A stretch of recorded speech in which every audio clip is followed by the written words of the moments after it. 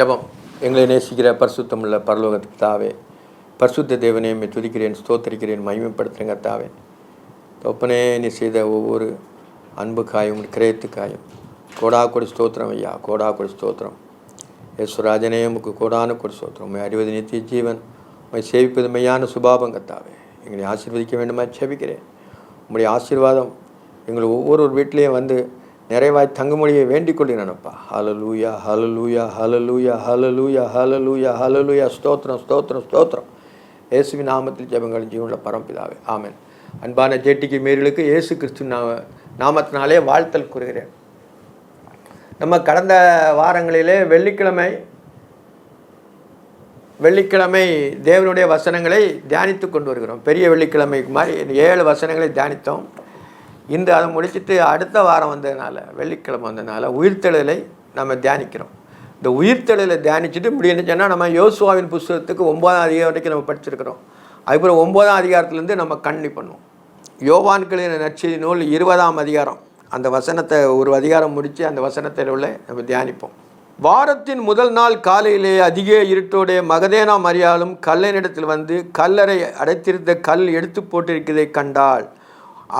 உடனே அவள் ஓடி சீமோன் பேதுருவிடத்திற்கும் இயேசுக்கு அன்பாயிருந்த மற்ற சீனிடத்திற்கும் போய், கர்த்தரை கல்லிலிருந்து எடுத்துக்கொண்டு போய்விட்டார்கள், அவரை வைத்த இடம் எங்களுக்கு தெரியவில்லை என்றாள். இந்த பாகத்தில் பார்க்கும்பொழுது இயேசுவானவர் தன்னுடைய இரத்தத்தை முழுவதும் சிந்தி அடக்கம் பண்ணப்பட்டார். யோசேப்பு தனக்காக வெட்டியிருந்த அந்த கல்லறையிலே அடக்கம் பண்ணப்பட்டு இருக்கும் பொழுது 3ஆம் நாள், ஓய்வு நாளுக்கு அடுத்த நாள் 3ஆம் நாள், வாரத்தின் முதல் நாள் அதிகாலை, ஞாயிற்றுக்கிழமை அதிகாலை. நம்ம ஞாயிற்றுக்கிழமை தான் நம்ம என்ன செய்யணும், பிரதான நாளாக கொண்டாடுகிறோம். ஆனால் நம்மளுக்கு சனிக்கிழமை கிடையாது, ஞாயிற்றுக்கிழமை தான் கிறிஸ்து உயிர் தெழுந்ததுனால அதை தான் நம்ம என்ன செய்யணும், ஓய்வு நாளாகவும் கொண்டாடுகிறோம். உயிர் தெழுந்த தேவனை நம்ம என்ன செய்யணும், ஒவ்வொருவரும் ஆராதிக்கிறோம். அதான் நம்ம ஞாயிற்றுக்கிழமை நம்மளுக்கு ஓய்வு நாள் நம்ம அனுசரித்து வருகிறோம். கிறிஸ்து தான் மையப்புள்ளியில் இருக்கிறார். அவரை சுற்றி தான் நம்ம எல்லாமே ஒவ்வொரு வாரமும் நம்ம ஆராய வேண்டும்.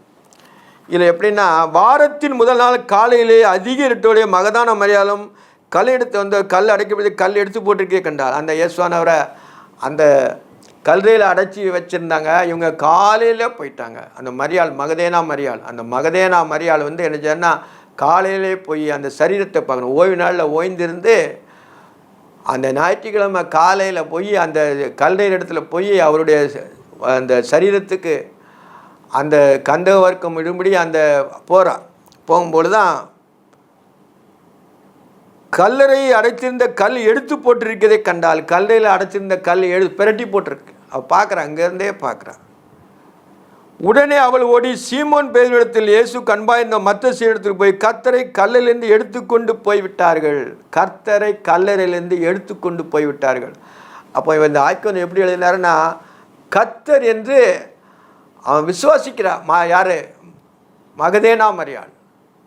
முதல் தரிசனமானது மகதேனா மரியாளுக்கு தான். ஆண்டவர் கல்லெடுத்து எடுத்துக்கொண்டு போய்விட்டார்கள், அவர் வைத்த இடம் எனக்கு தெரியவில்லை என்றால். அவர் வைத்த இடம் இவங்க என்ன செய்வாங்கன்னா, அந்த பேதுரும் யோவானும் பின்னால் வராங்க. அவர் வைத்த இடம் தெரியவில்லை. அப்பொழுது பேதுரும் மற்ற செய்து கல்லிடத்தில் போக புறப்பட்டு ஒருவரும் ஒருமித்து ஓடினார்கள். 2 பேரும் இவன் வந்து கல்லறையில் கல் எடுத்து போட்டிருக்குன்னு சொல்லிட்டு இவன் வந்து சொல்லும் பொழுது அவங்க 2 பேரும் ஓடி வராங்க கல்லறை இடத்துக்கு. அப்பொழுது பேதுரும் மற்ற சேர்ந்து கல்லிடத்தில் போகும்படி புறப்பட்டு இருவரும் ஒருமித்து ஓடினார்கள். 2 பேரும் ஓட்டத்தில் பிடிக்கிறாங்க. அவருக்கு சரீரத்தை காணல. உடனே அவங்களுக்கு என்ன பதட்டம். அவர் உயிர்த்தெழுவாங்க நம்பிக்கை அவங்களுக்கு வரலை. ஆனாலும் என்ன செய்யனா, சரீரத்தை காணலையா, யார் எடுத்திருப்பா, என்ன எப்படி போயின்னு சொல்லிட்டு அவங்க அந்த பதட்டத்தில் ஓடி வராங்க.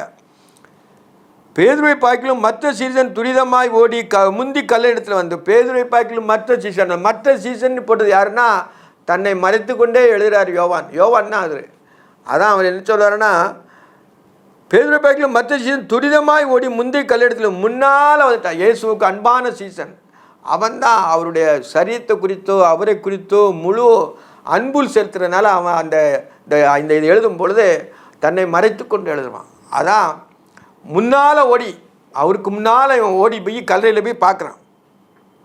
முந்தி ஓடி கல்லிடத்தில் வந்து உள்ளே குனிந்து போய் தலைக்கு சீலை கிடைக்கிறதை கண்டான். ஆனாலும் உள்ளே போகவில்லை. உள்ளேருந்து பார்க்குறாரு, உள்ளே எட்டி. இவருக்கு என்னென்னா கொஞ்சம் பயம் இருக்குமோ அப்படின்னு தெரியல. உள்ளே போய் பார்க்குறாரு, துணி தனியாக இருக்கு. ஆனால் உள்ளே போகல. அதான் தன்னை விலைக்கு எழுதுறாரு அவர். சீமோன் பேதுரு அவனுக்கு பின்னாக வந்து கல்லறைக்குள்ளே பிரவேசி. அவன் பின்னாடி வந்து அவன் தைரியமானவன், பாறையானவன், பாறை.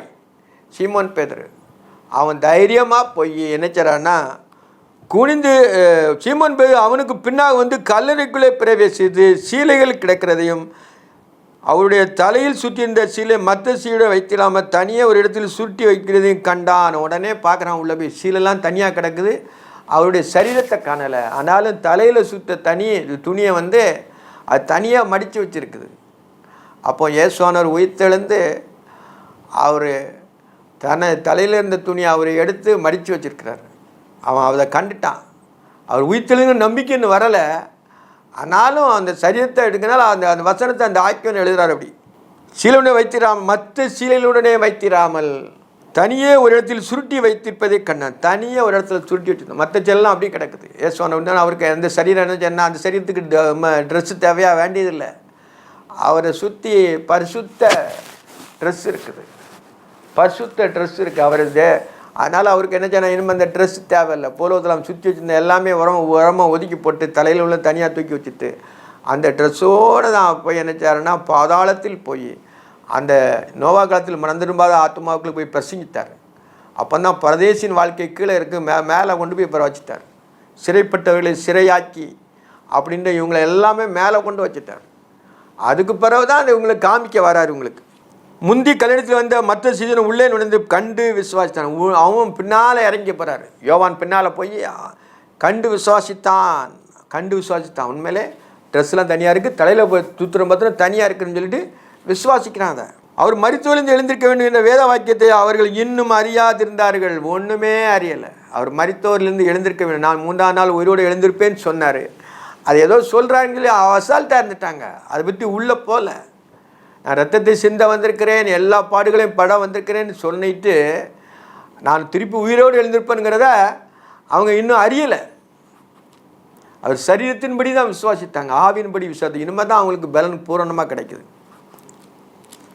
அவர் மரித்தோரிலிருந்து எழுந்திருக்க வேண்டிய வேத வாக்கியம் இன்னும் அறியாதிருந்தார்கள். பின்பு சீசன் தங்களுக்கு இடத்துக்கு திரும்பி தங்களுடைய இடத்துக்கு திரும்பி போயிட்டாங்க. மரியாள் கல்லை நிறைய வெளியே நின்று அழுது கொண்டு இருந்தாள். அவள் மரியாளை விட்ட சொன்னவங்ககிட்ட இப்போ ஒடிதா போய் சொல்லி அந்த சீசர் 2 பேரும் கூப்பிட்டு வந்து பார்க்குறாங்க. ஆனாலும் இவன் மரியா வெளியே நின்று அழுதுட்டு நிற்கா. இவங்க சீசர் 2 பேர் போயிட்டாங்க, சரீரம் எங்கேயோ காணலைன்னு சொல்லிட்டு அவர் விசுவாசிக்கலை, அப்படியே போயிட்டாங்க. பின்பு அந்த சீசர் தங்களுடைய இடத்துக்கு திரும்பி போனார்கள். மரியாள் கல் நிறைய வெளியே நின்று அழுது கொண்டிருந்தாள். அப்படி அழுது கொண்டு இருக்கல. அவள் குனிந்து தலைக்குள்ளே பார்த்தா, அவள் குனிஞ்சு பார்க்குறா, கல்லறைக்குள்ளே பார்க்குறா. இவங்கெல்லாம் போயிட்டாங்க, துணி இவங்க ஒன்றுமே சொல்லாமல் போயிட்டாங்கன்னு சொல்லிட்டு குனிஞ்சு பார்க்கும் பொழுது கல்லறைக்குள்ளே பார்த்து மரியா இயேசுவின் சரீரம் வைக்கப்பட்ட இடத்தில் வெள்ளியுடைய தரித்த 2 தூதர்கள் தலைமாட்டில் ஒருவனும் கால் மாட்டில் ஒருவன் உட்கார்ந்து இருக்கிறதை கண்டார். 2 தூதன், தலைமாட்டில் ஒருத்தன் இருக்கிறான், கால் மாட்டில் இருக்கிறான். தேவ தூதர்களும் அதிகாரங்களும் அவருடையவர்களேன்னு இருக்கு. எல்லாமே அவரை சுற்றி தான் இருக்குது. அதான் பார்க்குறான். உட்கார்ந்துருக்கே கண்டால் உட்கார்ந்துருக்கிறாங்க 2 தூதர்கள். அவர்கள் நோக்கி இஸ்திரியை, அவர்கள் அவளை நோக்கி, இஸ்திரின்னு சொல்ல அவர்கள் அவளை நோக்கி இஸ்திரியே ஏன் அழுகிறாய் என்றால், இஸ்திரியேன்னு சொல்கிறார். இஸ்திரி ஏன் அழுகிறாய் என்றார்கள். 2 பேரும் ஒன்போல சொல்கிறான். அதற்கு அவள் என் ஆண்டவரை எடுத்துக்கொண்டு போய்விட்டார். என் ஆண்டவனை எடுத்துக்கொண்டு, ஆண்டவன் சொல்கிறார். மரியாள் அவரை ஆண்டவன் என்று விசுவாசித்தார். அவள் தான் தலைமயிரினால் அந்த அவருடைய பாதத்தை கண்ணீர்னால் அவருடைய தலைமயிர பாதத்தில் சிந்தி அந்த பரிமள தயத்தை அதில் வச்சு துடைக்கிறார். ஏன்னா அவர்கிட்ட 7 பிசாசுகள் ஆண்டவர் துரத்தி இருந்தார். அவளும் என்ன செய்வான்னா அங்கேருந்து வந்தவன் தான். எங்கேருந்து? அந்த கலிலேருந்து வந்தவன் தான். அதனால் இயேசுவானவர் பண்டிகைக்கு இங்கே வந்ததுனால பஸ்காவை தன்னை பலி செலுத்த வரும்பொழுது அவளும் வந்திருக்கிறான். வைத்தியர் எனக்கு தெரியவில்லை என்றால் அவள் கேட்குறார், எங்களை ஆண்டவரை எடுத்துக்கொண்டு போயிட்டார், வைத்தியரை எனக்கு தெரியவில்லை என்றார். தூதன்ட்ட சொல்கிறார். அவங்கள நீ ஆமா அழுறா அப்படின்னு கேட்கும்பொழுது என் ஆண்டவரை எடுத்துக்கொண்டு போயிட்டார்கள்னு சொல்லிட்டு அவள் சொல்கிறா. இவளை சொல்லி பின்னாக திரும்பி இயேசு நிற்கிறதை கண்டாள். இவளை சொல்லி பின்னால் நிற்கு பார்க்கும்பொழுது இயேசுவானவர் நிற்கிறதை கண்டாள். இயேசுவானவர் நிற்கிறதை கண்டு இயேசுவானர்னு அவருக்கு தெரியலை. அவருக்கு வேறு பாடி, அவர் அந்த பழைய ரூபத்தின்படி அவர் இல்லை. அவர் பிரகாசமான அவருக்கு இதனால் அவர் என்ன செய்யறன்னா அவள் கண்ணுக்கு மறைவாக இருந்துச்சு. அதுக்கு பிறகுதான் ஆண்டவர் தன்னுடைய சாயலை வெளிப்படுத்துகிறார். அவள் சொல்லி பின்னாடி திரும்பி கண்டா, ஆனாலும் அவரை இயேசு என்று அறியாதிருந்தாள். ஆனாலும் அவளை இயேசு என்று அறியலை. யாரோ ஒரு ஆள் நிற்கிறாங்க, தோட்டக்காரன் நினச்சிட்டா.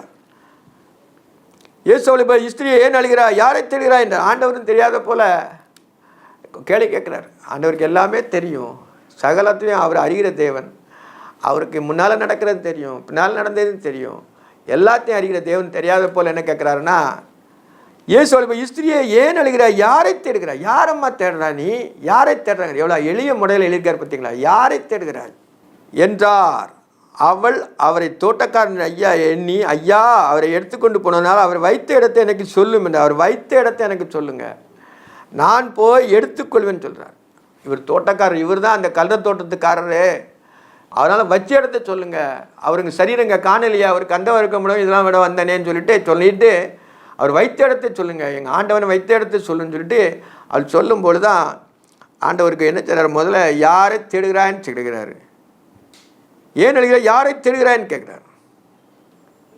இயேசு அவள் நோக்கி மரியாளே என்றார். உடனே ஆண்டவர் தன்னுடைய சத்தத்தை, யாரை தேடுகிறாங்கும் பொழுது கூட அவளுக்கு சத்தம் புரியப்படலை. மரியாளேன்னு சொல்லும்பொழுது, தன்னுடைய நேமை சொல்லும் பொழுது ஆண்டவர் அவள் உடனே புரிஞ்சுட்டு ஐடென்டி பண்ணிட்டா.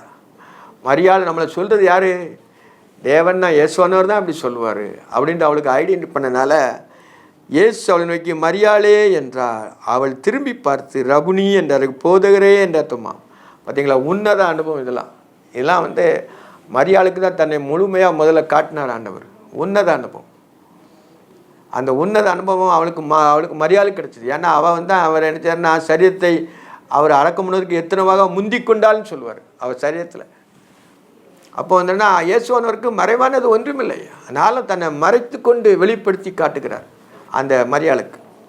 இயேசுவை நோக்கி மரியாளே என்றார். அவள் திரும்பி பார்த்து ரபுனி என்றாள். அதற்கு போதகரே என்ற அர்த்தமாம்.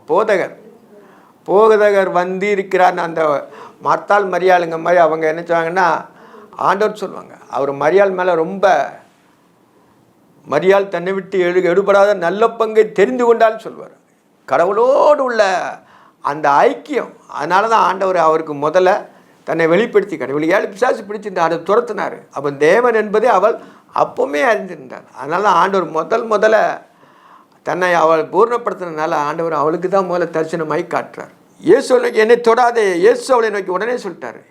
இயேசு அவளை நோக்கி என்னை தொடாதே, நானும் என் பிதாவிடத்திற்கு ஏறி போகலை, நான் இன்னும் என் பிதாவிடத்துக்கு ஏறி, என்னை தொடாதம்மா. அவர் ஊழியம் செய்யும் பொழுது அவள் காலில் அவர் தலைமையராய் தொடச்சதுனால அவள் என்ன சொல்கிறான்னா, அவள் தொடுவா. அதனால ஆண்டவர் சொல்ல என்னை தொடாத, அவர் பரிசுத்தோட. அப்போ என்ன செய்யணும்னா, அவர் உடனே அவள் புரிஞ்சுக்கிட்டா, என்னை தொட, நான் என் பிதாவினிடத்திற்கும் ஏறி போகவில்லை, என் பிதாவின் இடத்துக்கு ஏறி போகலை, உன்னதத்துக்கு ஏறி போகணும். 40 நாள் ஆண்டவர் 50ஆம் நாள் தான் பரலோகத்துக்கு போனார். சுற்றி இருந்து எனக்கு வெளிப்படுத்தி காட்டிக்கொண்டு பிறகுதான் போனார். ஆனாலும் என்னை தொடாத அப்படி சொல்கிறார். நான் என் பிதாவிடத்துக்கு ஏறி போகவில்லை, நீ என் சகோதர இடத்துக்கு போய். பார்த்தீங்களா, இல்லைன்னா நீ என் சகோதர இடத்துக்கு போயின்னு சொல்கிறார். அப்போ இயேசுவானவர் நமக்கு என்ன செய்யணும், மூத்த அண்ணன் மாதிரி அந்த சீசர்களுக்கெல்லாம் அதான் சகோதரர்னு சொல்கிறார் அவங்கள, சீசர்களை பார்த்து. அப்போ ஆண்டவர் என்று அவங்க விசுவாசித்தாங்க, தேவன் என்று விசுவாசித்தாங்க. ஆனாலும் ஆண்டவர் அந்த நேரத்துலையும் இவங்க என்ன செய்வாருன்னா தன் சகோதரன்னு சொல்கிறாரு. அதில் எவ்வளோ பெரிய அர்த்தம் இருக்குது. நீ என் சகோதரத்துக்கு போய், நான் என் பிதாவிடத்திற்கும் உங்கள் பிதாவிடத்திற்கும், என் தேவன் உங்கள் தேவன், நான் தான் நித்திய பிதா, நான் தான் நித்திய தேவன், எல்லாமே அவர் தான். தன்னை மறைத்து கொண்டு தேவன் வெளிப்படுத்துகிறார். எளிமையில் தேவன் எளிமையில் தம்மை மறைத்து கொண்டு வெளிப்படுத்துகிற காரியம்தான் இதில். நானும் என் பிதாவிடத்துக்கு ஏறி போகலே, நீ என் சகோதரத்துக்கு போய், நான் என் பிதாவிடத்திற்கும் உங்கள் பிதாவிடத்திற்கும், என் தேவனிடத்திற்கும் உங்கள் தேவனிடத்திற்கும். தேவன் பிதா எல்லாமே ஒன்று தான், அவரை தான் குறிக்கிறது, எல்லாமே அவரை குறிக்கிறது. அதான் தேவன் தன்னை மறைத்து கொண்டு அதை வெளிப்படுத்தி காட்டுறார். அதை உங்கள் பிதாவிடத்திற்கும் என் தேவனிடத்திற்கும் உங்கள் தேவனத்துக்கு ஏறி போகிறேன் என்று சொல்லு என்றார். ஏறி போகிறேன், என் பிதாவிடத்துக்கு நான் நினைச்சேன்னா ஏறி போகிறேன், சொல்லுன்னு சொல்கிறார். சொல்லு என்றார். மகதலேனாவில் போய் தன் கர்த்தரை கண்டதையும் தான் அவர் சொன்னதையும் சீசருக்கு அறிவித்தார். எல்லாம் ஆண்டவருடைய என்ன சம்பாஷணை நடந்துச்சோ அது பூரா சீசர்கிட்ட போய் சொல்கிறார். என் சகோதரன் சொன்னாங்க, நான் ஏறி போகலை, பிதாவிடத்துக்கு முன்பு தான் ஏறி போகிறாரு அப்படின்னு சொல்கிறார். உயிர்த்தெழுதலை இவன் என்னச்சுன்னா முழுமையாய் அவ கண்டு ரசிக்கிறார், கண்டு ருசிக்கிறார். மகதேனா மரியாள் போய் தன் கர்த்தரை கண்டதும் தன்னுடைய சொன்னதை சீசருக்கு அறிவித்தாள். வாரத்தின் முதல் நாள் அன்றை சாயங்கால வேலையில் எல்லாமே எல்லாம் சொல்லியாச்சு. ஆண்டவர் உயிர்த்தெழுந்தாருங்கிற நம்பிக்கை இன்னும் அவங்களுக்கு வரலை. ஆனாலும் கர்த்தரை கண்டோம் அப்படின்னு சொல்லி கர்த்தரை கண்டேன், அவர் உயிர்த்தெழுந்தாருங்கிறத முழு ஆணித்தரமாக என்ன இதெல்லாம் சொன்னார். சகோதரத்துக்கு போய் சொல்லி பிதாவிடத்துக்கு ஏறி போகிறான்னு சொல்லி எல்லாம் சொல்லும் பொழுது மகதேனா மரியாள் போய் தான் கர்த்தரை கண்டதையும் தன்னுடைய சொன்னதை சீசருக்கு அறிவித்தாள். வாரத்தின் முதல் நாள் அன்றைத்தனம் சாயங்கால வேலையிலே அன்னைக்கு காலையிலே அவளுக்கு தரிசனமான தேவன் சாயங்கால வேலையிலும் வராரு. அன்றைத்தினம் சாயங்கால வேலையிலே சீசல் கூடிய இடத்துல யூதனுக்கு பயத்தினாலே கதவுகள் பூட்டப்பட்டிருக்கிற இயேசு நடுவின்று உங்களுக்கு சமாதானம் என்றார். கதவு எல்லாம் பூட்டியிருக்கும் பொழுது ஆண்டவர் பூட்டின வீட்டுக்குள்ள வந்துட்டார். எப்படி வர முடியும்? அவர் ஆவியின் ரூபத்தில் அப்படி வந்துட்டார்னு சொல்ல முடியுமா? அப்படி கிடையாது. அவர் இங்கே இருப்பார், பரலோகத்தில் இருப்பார். அவர் ஒரு ஸ்பீடு கணக்கே கிடையாது. ஒரு இடத்துக்கு போகும்பொழுது ஆண்டவருக்கு இந்த பூட்டு அந்த வீடு செவரெலாம் முக்கியம் கிடையாது. இங்கே இருந்த மாதிரி இருப்பார், அங்கே இருப்பார் ஆண்டவர். அவருடைய பார்வையில் அது ஒன்றுமே இல்லை. அதுதான் அந்த வசனம், அந்த ஆக்கியம் அதை எழுதினார். எப்படி பூட்டின வீட்டுக்குள்ளே வந்தார்னு எழுதினார். சீசர்கள் கூடிய இடத்துல யூதர்களுக்கு பயத்தினால கதவு பூட்டப்பட்டிருக்கையில் இயேசு நடுவே நின்று உங்களுக்கு சமாதானம் என்றார். இயேசு நடுவே நின்று போட்டிருக்கு. அவர் வராரு, அவ்வளோ ஸ்பீடில் வராரு, யோசிக்கவே முடியாது. தேவனை நம்ம ஒருவருமே என்ன செய்யணும், அவளை தெய்வத்துவத்தை ஆராய முடியாது மனுஷனால். நம்ம மனுஷ வாழ்க்கையில் செவரை பூட்டின கதவுல எப்படி உள்ளே வர முடியும்னு சொல்லலாம். அதனால் அந்த ஆக்கியம் எழுதும்பொழுது பூட்டிலாம் எல்லாம் இருந்துச்சு, அதனால தேவன் உள்ளே வந்தார். நின்று உங்களுக்கு சமாதானம் என்றார். 2 ட்ரிப்பு பூட்டின வீட்டுக்குள்ளே போவார் என்றார். அவர் இப்படி சொல்லி தம்முடைய கைகளையும் விழாவையும் காண்பித்தார். எல்லாம் இப்படி சொல்லிட்டு எல்லாம் உங்களுக்கு சமாதானம், நான் எல்லா வேலையிலையும் செய்து முடிச்சிட்டேன், உங்களுக்காக ரத்தத்தை சிந்தி பிசாசின் இடத்துலேருந்து உங்களை விடுதலை ஆக்கிட்டேன், இனிமேல் மரணம் உங்களை ஆட்கொள்வது இல்லை அப்படிங்கிறனால ஆண்டவர் உயிர்த்தெழுந்தார். அதனால தான் அந்த மரணத்தின் கூர் பாவத்தின் கூர் நியாயப்பிரமாணத்தின்படி கிறிஸ்து நமக்காக மரித்தார். நியாயப்பிரமாணத்தின் எல்லாவற்றையும் ஆண்டவர் தன்னுடைய சொந்த சரீரத்திலே இதிலே செய்து முடித்தார். ஒரே தரம் செய்து முடித்தார். நித்திய பிரதான ஆசாரியனாய் நமக்கு ஒரே தரம் அதை செய்து முடித்தார். இப்போ பாவம் இல்லாமல் அதிசயம் ஆவார்னு இருக்கு. பாவமில்லாத தேவன் நம்மளோடு வாசம் பண்ணுகிறார். அவர் இப்படி சொல்லி தம்முடைய கைகளையும் விழாவையும் காண்பித்தார். சீசர்கள் கர்த்தரை கண்டு சந்தோஷப்பட்டார். எல்லா சீசரும் பார்க்குறாங்க. 11 பேர் இருக்கிறாங்க. 11 பேரில் 10 பேரும் பார்க்குறாங்க. அவர் விழாவெல்லாம் காட்டுறாரு, கையெல்லாம் காட்டுறாரு. கைகளையும் விழாவையும் அவருக்கு காண்பித்தார். சீசர்கள் கர்த்தரை கண்டு சந்தோஷப்பட்டார்கள். ஆனந்த சந்தோஷத்துக்கு மேலே சந்தோஷம். அது ஆண்டவர் உயிர்த்தெழுந்தது பெரிய சந்தோஷம் அவங்களுக்கு. மரணம் அவரை கெட்டி வைக்க முடியலை. இன்னும் உள்ள நிருபங்கள்லாம் நம்ம நிறைய பார்க்க வேண்டியிருக்கிறதெல்லாம் அதெல்லாம் இருக்குது. அப்போ மரணத்தை ஜெயித்த இயேசு ரட்சகர் பூலோகத்திலே செய்து முடித்த ஒரே தேவன் நமது ஆண்டவராகிய இயேசு ரட்சகர் மட்டும்தான் உயிர்த்தெழுந்தார். அவரே நான் உயிர் உள்ளவரும் ஜீவனுள்ளமாக இருக்கிறேன் அப்படின்னு சொல்கிறார். உயிருள்ள தேவனை நம்ம என்ன செய்யணும், ஆராதிக்கிறோம். அவர் நம்மளோடு இருக்கிறார், நம்முடைய எல்லா தேவைகளையும் சந்திக்கிறார், நம்முடைய உணர்வுகளை அறிகிறார், நமக்கு என்ன நடக்க போகிறது, என்ன செய்ய போகிறது எல்லாமே அவர் அறிகிறார். அந்த தேவனை அந்த அளவுக்குள்ள நம்ம விசுவாசத்தை பெருக பண்ணணும். சீசர்கள் கர்த்தரை கண்டு சந்தோஷப்பட்டார்கள். இயேசு மறுபடியும் அவர்களை நோக்கி உங்களுக்கு சமாதானம் உண்டாவதாக மறுபடியும் சொல்ல உங்களுக்கு சமாதானம் சொல்கிறாரு. 2ஆம் ட்ரிப்பு உயிர்த்தெழுந்து அவர் உங்களுக்கு சமாதானம் உண்டான்னு சொன்னார். கைகளையும் கால்களையும் பாருங்கள்னு சொல்கிறாரு. திருப்பி உங்களுக்கு சமாதானம் உண்டாவதாகன்னு சொல்கிறாரு. பிதா என்னை அனுப்பியது போல நானும் உங்களை அனுப்புகிறேன் என்றார். பிதா என்னை அனுப்பினது போல பிதாவானவர் தேவன் தமது குமாரனாகிய இயேசு கிறிஸ்துவை, பிதாவை ஒருவனும் ஒரு காலம் கண்டதில்லை, பிதாவின் மடியில் இருக்கிற ஒரே பேரான குமாரனை அவரே உலகத்துக்கு வெளிப்படுத்தினார். பிதாவை வெளிப்படுத்தினது தேவன் தான். இயேசுவானவர் தான் பிதாவை முழுவதும் வெளிப்படுத்தினார். அதே தேவன் தான் என்ன செய்கிறாருன்னா உங்களுக்கு பிதா என்னை அனுப்பினது போலன்னு சொல்கிறாரு. பிதா என்னை அனுப்பினது போல நான் அவருக்குடைய சித்தத்தை செய்வதற்கு தான் நான் பூலோகத்தில் வந்தேன். தேவனுடைய சித்தத்தை செய்வதற்கு தான் அவருடைய வேலையை தான் செய்த வந்தேன். அந்த வேலையை நீங்கள் செய்யணும்னு சொல்லி தான் சொல்கிறாரு. பிதா என்னை போல நானும் உங்களை அனுப்புகிறேன், நீங்களும் போய் எனக்காண்டி ஊழியம் செய்யுங்க. நான் கர்த்தர் உங்களுக்காக என்னுடைய பாவத்தை போக்குவதற்காக உங்களுடைய பாவத்தை நான் மாம்சத்தில் வந்து இரத்தத்தை சிந்தினேன், இப்பொழுது உங்களை மீட்டு கொண்டே உயிருள்ளவராக இருக்கிறேன் என்பதை சொன்னால் நீங்கள் பிரசங்கிக்கணும் அப்படின்னு சொல்கிறார். பிதாவினுடைய சித்தமே அதான். பிதா என்னை அனுப்பினது போல நானும் உங்களை அனுப்புகிறேன் சொல்கிறார். பிதா உங்களை அனுப்பினது போல நானும் உங்களை அனுப்புகிறேன் என்று சொல்லி அவர்கள் மீது பரிசுத்தாவியை பெற்றுங்க, அவர் மேல் ஊதி பரிசுத்தாவியை பெற்றுக்கொள்ளுங்கள். பரிசுத்தாவியானவர் ஆளுகை செய்கிற காலங்கள் இப்போ பரிசுத்தாவியானவர் காலத்தில் நம்ம இருந்துகிட்டு இருக்கோம்.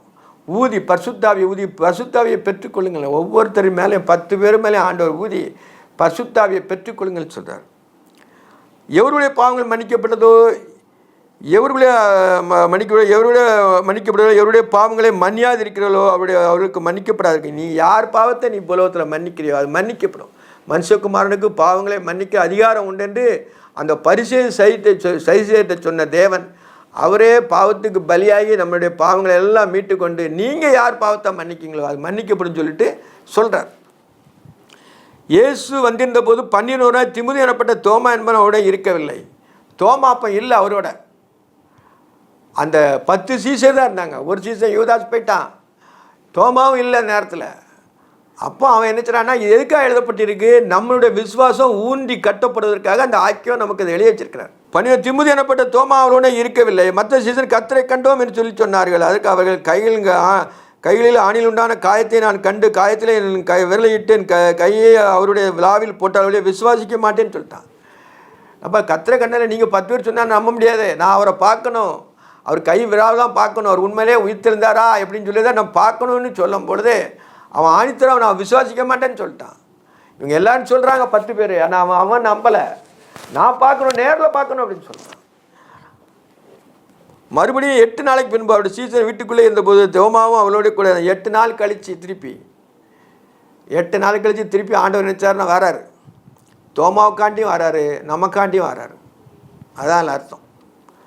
மறுபடியும் 8 நாளைக்கு பின்பு அவருடைய சீசர்கள் வீட்டுக்குள்ளே இருந்தார்கள். தோமாவும் அங்கே கூட இருந்தாங்க. 8 பேர் அங்கே 8 நாள் கழிச்சு போது சீசர்கள் 11 பேர் இருக்கிறாங்க. ஏற்கனவே அவங்க பயந்துக்கிட்டு தான் இருக்காங்க. அவருடைய சரீரத்தை காணல உயிர்த்தெழுந்தாருங்கிறத நிச்சயம் எல்லாருக்கும் வந்துட்டு, அதனால் அவங்க என்ன சந்தோஷமாக தான் வீட்டுக்குள்ளே இருக்கிறாங்க. தோமாவும் அவளோட கூட இருந்தான். கதவு பூட்டுப்பட்டு இருக்கின்றது. அப்பொழுது இயேசு வந்து நடுவே நின்று உங்களுக்கு சமானம். இப்பவும் பூட்டப்பட்ட கதவுக்குள்ளே ஆண்டவர் வந்துட்டார். கதவை பூட்டி பயந்துக்கிட்டு இருக்காங்க. யூதர்களுக்கும் யாருக்கு பரிசேயர் யூதர்களுக்கு பயந்து என்னச்சாருன்னா வீட்டுக்குள்ளே இருக்காங்க. கதவு வெளியில் பூட்டி இருக்கு. ஆனாலும் ஆண்டவர் நினைச்சாருன்னா அதுக்குள்ளே வந்துட்டார். கதவுகள் போட்டிருக்கு. அப்போ எல்லா கதவையும் பூட்டிருக்கு. கதவுகள் பூட்டப்பட்டிருந்தது. அப்பொழுது இயேசு வந்து நடுவே உங்களுக்கு சமாதானம், திருப்பியும் சமாதானம் சொல்கிறார். சமாதானம் ஓதும் இயேசு கிறிஸ்து ஆண்டவர் தான் சமாதானத்தை தரணும். உலகத்தில் சமாதானம் ரொம்ப முக்கியம். எல்லாவற்றையும் காட்டிலும் சமாதானம், சந்தோஷம். அது சந்தோஷத்தின் சமாதானம் தர்றது ஆண்டவர் தான் தர முடியும். உலகம் பிசாசும் அவர் எல்லாம் உண்டு பண்ணுவான். ஆனால் சந்தோஷத்தின் சமாதானத்தையும் தர்றது நம்ம ஆண்டவராகிய இயேசு கிறிஸ்து. அதான் அவர் சொல்கிறார், எப்பொழுதுமே சொல்கிறார், உங்களுக்கு சமாதானம் என்றார். உங்களுக்கு சமாதானம், சந்தோஷமாக இருங்கன்னு சொல்கிறார். பின்பு தோமாவை நோக்கி அவர் தோமாவை நோக்கி, ஆண்டவருக்கு இவங்க எல்லாமே பேசுனதெல்லாம் தெரியும். அதான் நம்ம புரிஞ்சுக்கணும். தோமாவுக்கு இவங்க எல்லாமே டிஸ்கஸ் பண்ணது, நான் விரலிட்ட பார்த்தா தான் நம்புன்னு சொன்னதெல்லாம் ஆண்டவர் தெரியுமா தெரியாதா? தெரியும். அவர் நம்முடைய நினைவுகளை எல்லாம் அறிகிற தேவன். அதனால் ஆண்டவர் என்ன சொல்கிறாருன்னா, உங்களுடைய சீசருடைய நிலைமைகளை எல்லாம் அறிந்திருக்கிறதுனால அவர் என்ன சொல்கிறாருன்னா, தோமாவை நோக்கி நீ விரலை இங்கே நீட்டி, நீ விரலில் தொட்டு பார்க்குன்னு சொன்னாலப்பா, நீங்கள் நீட்டுன்னு சொல்கிறாரு. நீட்டு, என் கைகளை பார், கையை நீட்டி என் விழாவில் போடு, உன் கையை நீட்டி என் விழாவில் போடு, என்னுடைய காயத்தை பார் சொல்லி நீட்டுறார். என் விழாவில் போடு, அவிசுவாசியாக இராமல் விசுவாசியாக இருங்க. அவிசுவாசியாக இருக்கக்கூடாது. நம்ம எப்போதுமே நம்ம உலகத்தில் 2 டாக்கிங் இருக்கும். அவிசுவாசம் இருக்கும், விசுவாசம் இருக்கும். அவிசுவாசம் நம்ம ரொம்ப வைக்கக்கூடாது. அவிசுவாசம் ரொம்ப இருந்துச்சுன்னா நம்ம ஜெயிக்கவே முடியாது. விசுவாசத்தினால தான் நீதிமான் ஆக்கப்பட்டான். விசுவாசம், அந்த விசுவாசம் அந்த தோமாட்டா இல்லை. இவங்க சொல்கிற நம்பக்கூடிய விசுவாசம், விசுவாசிக்க மாட்டேன்னு சொல்லிட்டான். 10 பேர் சொன்னாலும் விசுவாசிக்க மாட்டேன்னு சொல்லிட்டான். நான் பார்க்கணுங்கிறான். ஆண்டவர் உடனே அவனுக்காண்டி அவர் திருப்பி வந்து, நமக்காண்டி அவர் திருப்பி வந்து நம்மளுடைய அவிசுவாசம் மறைஞ்சு போகணும். அவிசுவாசம் அனைத்தும் பாவம் தானே என்று இருக்கு. அவிசுவாசம் பாவம், பிசாசு கொண்டு வரதான் அவிசுவாசம். அவன் தான் அவிசுவாசத்தை பெருக பண்ணுவான். நம்முடைய தேவன் விசுவாசத்தை வர்த்திக்க பண்ணுவார். விசுவாசம் இல்லாமல் தேவனுக்கு பிரியமாக இருப்பது கூடாத காரியம். விசுவாசம் தான் உலகத்தில் ஜெயிக்கிற ஜெயம் சொல்லியிருக்கு. அதான் ஆண்டவர் இந்த வசனத்தை சொல்றதுக்கு தான் சொல்கிறார். எப்படி சொல்கிறாருன்னா, தோமா அவிசுவாசி ஆயிராமல் விசுவாசி ஆயிரு. ஏன் விசுவாசி ஆயிரப்பா, அவிசுவாசம் வேண்டாம் உனக்கு. பைபிளில் என்ன சொல்லியிருக்கோ அது நிறைவேறுங்கிறத விசுவாசிச்சுட்டு இருந்தாலே போதும். பின்பு தோமாவை நோக்கி, நீ இங்கே விரல் நீட்டி கைகளை பார், உன் கையை நீட்டி என் விழாவிலே போடு, அவிசுவாசி ஆயிராமல் விசுவாசி ஆயிரு என்றார். தோமா அவருக்கு பிரயோத்தனமாக, என் ஆண்டவரே என் தேவனே. 2 ஆச்சரியக்குறி. நான் சொன்னதெல்லாம் உங்களுக்கு தெரிஞ்சிருக்கிற ஆண்டவரே, நீ நித்திய தேவன், நித்திய பிதா, நீர் எல்லாவற்றையும் அறிகிற தேவன் சொல்லி அவன் உடனே சரண்டராகும். தோமாவிற்கு பிரேமா, என் ஆண்டவரே என் தேவனே என்றான்.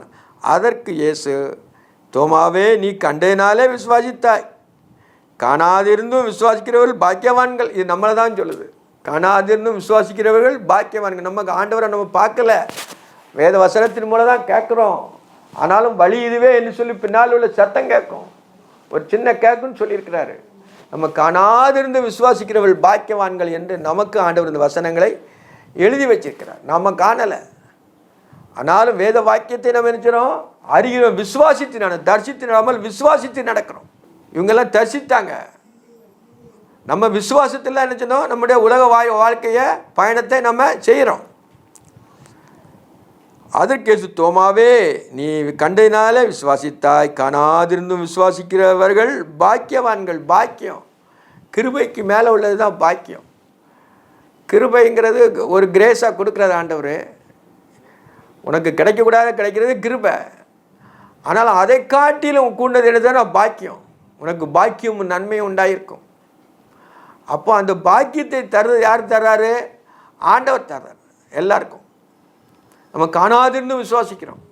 நீ கண்டனால விசுவாசித்தா, காணாதிருந்து விசுவாசிக்கிறவர்கள் பாக்கியவான்கள். ஒருத்தரை குறித்து சொல்ல, காணாதிருந்து விசுவாசிக்கிறவர்கள் பாக்கியவான்கள் என்றார். இந்த புத்தகத்தில் எழுதாத வேறு அநேக அற்புதங்களை இயேசு தம் சீசருக்கு முன்பாக செய்தார். அநேக அற்புதம் செஞ்சார். நான் எழுத முடியாதுன்னு சொல்லியிருக்காரு. அவ்வளவு அற்புதங்களை இயேசுவான் அவர் உயிர்த்தெழுந்த மரபு நம்மளுக்கு காண்பிச்சுக்கிட்டு இருக்கார். அவர் தேவன். அதுக்காண்டி அவர் மாம்சத்தில் வந்து ரத்தத்தை சிந்துவதற்காக வந்து நம்மளை என்ன சொன்னால் மீட்டு கொண்டார், கிரயித்து கொள்ளப்பட்டோம். நம்ம இப்போ என்ன சொன்னால் ஆண்டவர் நம்மளை கரையம் கொடுத்து வாங்கிட்டாரு. இனிமேல் நம்ம தேவனுக்கு தான் அடிமை. அதனாலே கிடைக்கும் பரிசுத்தமாகுதல் முடிவோ நித்தியச்சுன்னு சொல்கிறார். இயேசு தேவனுடைய குமாரனாய கிறிஸ்து என்று நீங்கள் விசுவாசிக்கும்படியாகவும், விசுவாசித்து அவருடைய நாமத்தினாலே நித்திய ஜீவனை அடையும்படியாகவும் இவைகள் எழுதப்பட்டிருக்கிறது. இவைகள் எழுதப்பட்டிருக்கிறது. நித்திய ஜீவனுக்கு ஒவ்வொருத்தருக்கும் போகணும். நித்தியத்துக்குள்ளே போகணும். அழியாத ஜீவனுக்குள்ளே ஒவ்வொரு ஆத்மாவும் போகணும். இந்த ஜீவன் அழிந்து போகும். இந்த மாம்சத்தில் இருக்கிற காலங்கள் எல்லாம் கொஞ்ச நாளில் என்ன செய்யணும், அந்த மிஷின்களெல்லாம் ரிப்பேர் ஆகிரும். சரீரம்மா மண்பாண்டம் எவ்வளோ நாள் ஓடும். ஆனால் நம்ம நித்தியத்தில் அழிவில்லாத ஜீவனுக்கு போகணும். அந்த அழிவில்லாத ஜீவன் நம்ம ஆண்டவராக இயேசு ரட்சகர் ஒவ்வொரு பிள்ளைகளுக்கும் வச்சிருக்கிறார். அதை நம்ம நினச்சினா தியானிக்கும். வேத வாக்கியங்களோடு நம்ம தியானிக்கும் பொழுது கர்த்தர் நம்ம ஒவ்வொருவரையும் ஆசீர்வதிப்பார். ஜெபம் பண்ணுவோம். நேசிக்கிற பரிசுத்தமுள்ள பரலோக பிதாவே, உமக்கு சோத்திரம் ஐயா. நீர் மாம்சத்தில் வந்து இப்படி ரத்தத்தை சிந்திகளை மீட்டு கொண்டீர், திரும்ப உயிர் தெழுந்தீர் ஆண்டவரே. எங்களோடு இருக்கு வாசம் பண்ணுகிறப்பா. நாங்கள் காணாதிருந்தும் விசுவாசிக்கிறோம் ஆண்டவரே. நித்தியத்தை எங்கள் ஒவ்வொரு பிள்ளைகளுக்கும் தர வேண்டுமா ஜெபிக்கிறேன். சுத்த இருதயத்தை கொடுங்க. நிலைவரமான உம்முடைய ஆவியை எங்கள் உள்ளத்தில் ஊற்றுங்க ஆண்டவரே. இந்த உலகத்திலே மாய உலகத்திலே ஜீவிக்கிறோம் ஆண்டவரே. ஒரு புல்லுக்கோப்பாக இருக்கிற அந்த மாயவான வாழ்க்கையில் ஆண்டவரே, உண்மையுள்ள பிள்ளைகளாய் ஒவ்வொரு பிள்ளைகளையும் ஜீவிக்க கிருபை செய்யுங்கப்பா. சுத்த இருதயத்தை தாங்க. நிலைவரமான உம்முடைய ஆவியை எங்கள் உள்ளத்தில் ஊற்றுங்க வேண்டுமா ஜெபிக்கிறேன் ஆண்டவரே. குறைகள் குற்றங்கள் எல்லாவற்றையும் மன்னிங்கப்பா. ஏசப்பா உமக்கு சோத்திரம். நீரே மரித்து உயிர்த்து பிதாவின் வலது பாசத்தில் வீற்றிருக்கிற ஆண்டவரே, எங்களுக்காக நீர் எல்லாவற்றையும் பரிந்து பேசி செய்து கொண்டிருக்கிறப்பா. உம்முடைய பரிந்து பேசலுக்கு நாங்கள் பங்குள்ளோலாய் மாற்றி எங்களை ஆசீர்வதிக்க வேண்டுமா ஜெபிக்கிறேன். இயேசு கிறிஸ்துவின் நாமத்தில் ஜெபங்களின் ஜீவனுள்ள பரம்பிதாவே, ஆமென்.